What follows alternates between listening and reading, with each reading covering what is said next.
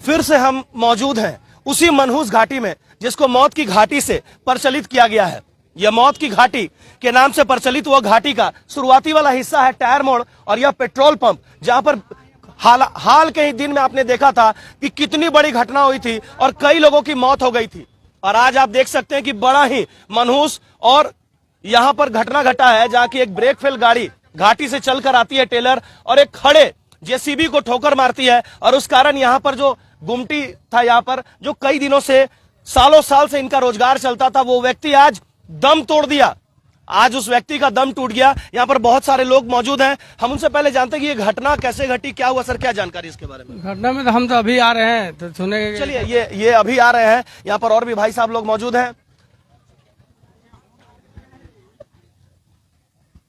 आप सबसे बड़ी बात तो यह है कि इस घाटी में लगातार घटनाएं क्यों घटती है, आखिर इस घाटी में क्यों लगातार मौत का तांडव और कोहराम मचा रहता है।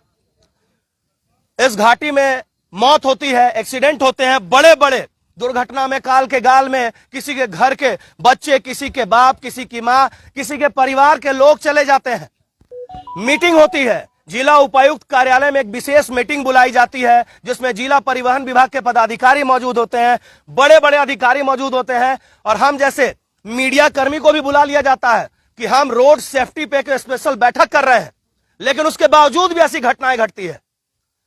अरे जब लगातार घटनाएं घट रही हैं तो उनके ऊपर अंकुश लगाने के लिए स्पेशल अभियान क्यों नहीं चलाया जा रहा है, क्यों एक स्पेशल ड्राइव नहीं चलाया जाता है?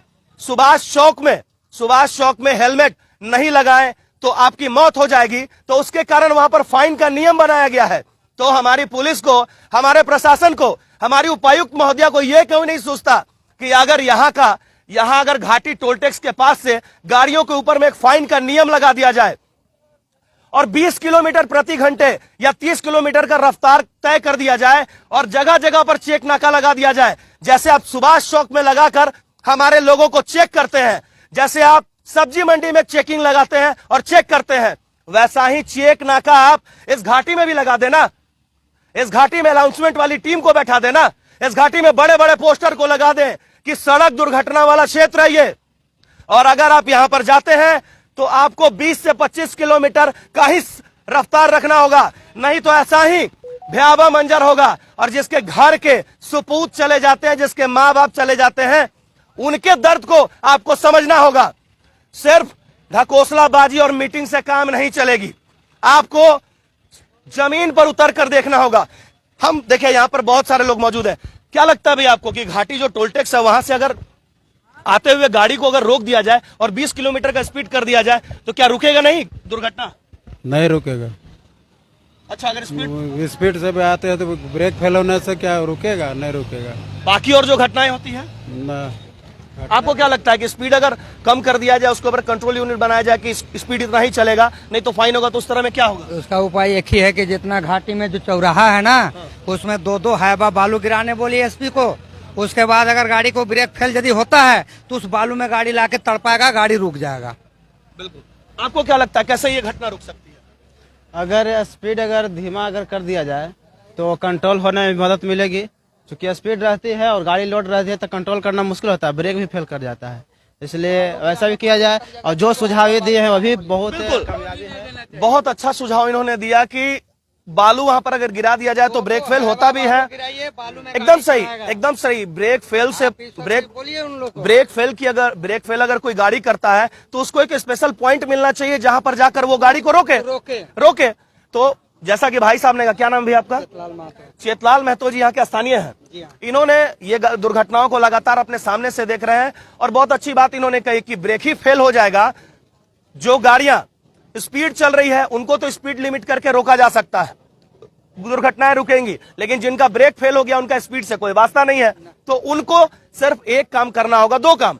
एक तो टोल टैक्स के पास में वो अपने गाड़ी का पूरा चेकअप कर ले, और दूसरा गाड़ी जैसा कि इन्होंने बताया कि इर्द गिर्द में 5-6 ऐसे पॉइंट्स बना दिया जाए जहां पे कि बालू गिरा दिया जाए, जिससे कि कहीं ना कहीं हद तक रुकेगी दुर्घटना, रुकेगी। और एक और भी है कि जैसे ही आप टोल टैक्स के पास एंट्री करते हैं तो टोल टैक्स के पास में क्या अनाउंसमेंट टीम नहीं लग सकती है? अनाउंसमेंट नहीं किया जा सकता है कि ये जो सड़क है वो एकदम दुर्घटना वाली क्षेत्र है, वहां सिर्फ टोल टैक्स पर हम कैश रिसीव करेंगे, सुविधा के नाम पर वहां पर पैसा लेंगे, नहीं। आपको वहां पर एक पॉइंट बनाइए, वहां पर लोगों को अनाउंसमेंट कीजिए कि ये घाटी जो है इसमें एकदम गंभीर दुर्घटना होती है और अभी तो ये अर्धनिर्मित है, निर्माणाधीन है, तो इसके लिए नियम बनाए जाने चाहिए। और भी कोई लोग आप बताना चाहेंगे कि कैसे रुक सकता है घाटी में एक्सीडेंट? आइए, वहां पे यहाँ पे पेट्रोल पंप है, संचालक है उनके।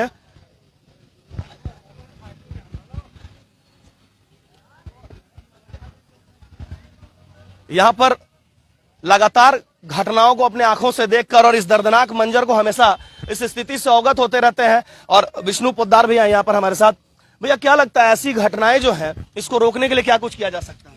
इसके लिए तो हम लोग पहले भी रोड सेफ्टी की मीटिंग में बार बार बात उठाए हैं कि घाटी में ब्रेक फेल की घटना, जो घाटी का जो डिजाइनिंग है उसमें चाहे तो त्रुटि है, लेकिन एनएच वाले लोग जो पीडी वगैरह है हमेशा कहते हैं कि हम लोग का डिजाइनिंग बहुत बढ़िया है। लेकिन जो घाटी में जो सीधी घाटी हो गई है, पहले टेढ़ी घाटी थी तो एक्सीडेंट नहीं होता था। जब से यह घाटी सीधी 4 लेन हुई है तब से लगातार एक्सीडेंट की संख्या बहुत ज़्यादा बढ़ गई है। लोगों के जान माल की क्षति भी बहुत ज़्यादा हुई है। प्रशासन इस पर उनको ध्यान देना चाहिए, और नहीं तो इस दिन मतलब महीने में जो 10-20 लोग जो मर रहे हैं वो मरते रहेंगे, प्रशासन अगर नहीं। अच्छा, एसपी साहब जो पहले यहाँ पर रंजीत प्रसाद थे, उन्होंने भी कि सड़क का निर्माण कहीं ना कहीं गलत है, ऐसा एक आवेदन भी दिया था।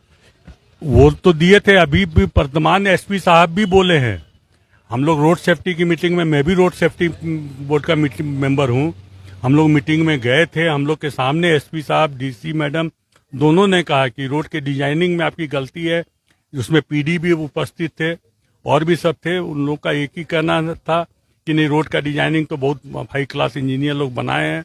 तो हम लोग का रिक्वेस्ट यही था कि भैया अगर हाई क्लास इंजीनियर बनाए तो ये एक्सीडेंट जो हो रहा है उसको रोकने का उपाय करें। अभी कुछ लोग, स्थानीय लोग तो लोग कहें कि ब्रेकफेल का एक पॉइंट वहां पे बना दिया जाए, बालू को डंप कर दिया जाए, ताकि ब्रेकफेल की जो स्थिति हुई वहां जाकर अगर रोकते तो शायद ये घटना नहीं होती। पिछली बैठक में ये सुझाव मैंने खुद दिया था कि मैंने राजस्थान में ऐसा देखा था कि वो एक तो मतलब रैंप टाइप का बनता है और इसमें बालू भरा रहता है जिससे स्पीड कम हो जाए। इस सुझाव को दोनों ने माना था, डायरेक्शन भी दिया गया था कि ऐसा आप लोग कीजिए, लेकिन वो तामील नहीं हो पाया। ये सुझाव मेरा ही सुझाव था। आप मेंबर है रोड सेफ्टी के? जी हाँ। बड़े दुर्भाग्य की बात है कि रोड सेफ्टी का जो ये मेंबर है ये ऐसी बातें बोल रही हैं कि पिछले बार जो भीषण दुर्घटना हुई, कई लोग काल के गाल में समा गए। उनके मरने के उपरांत दुख व्यक्त करते हुए जिला उपायुक्त महोदया के नेतृत्व में परिवहन विभाग और तमाम लोगों की मौजूदगी में एक बैठक की गई, जिसमें हमारे विष्णु पोद्दार जी भी मौजूद थे। और इन्होंने बताया कि वहां पर ऐसी बातें कही गई थी कि ब्रेकफेल के लिए जो एक यूनिट है वहां पर बालू गिरा दिया जाए, ताकि इस तरह के जो हादसे हो रहे हैं वहां पर ही रुक जाए। लेकिन किसी भी तरह का कोई भी, सिर्फ बातें हो रही है, काम नहीं हो रहा है। मौत हो रहा है, मौत को रोकने का इंतजाम नहीं हो रहा है। लगातार इस तरह का बद से बदतर वाला स्थिति है। जितना यहां पर बोले ना उतना कम होगा। आप एक बार फिर से इस नजारे को देखें। और जो भी लोग रामगढ़ के हैं, हम बार बार आपको बताते हैं, अभी हम लगातार जल संरक्षण को लेकर मुद्दा उठा रहे हैं, प्रकृति और पर्यावरण को बचाने को लेकर मुद्दा उठा रहे हैं।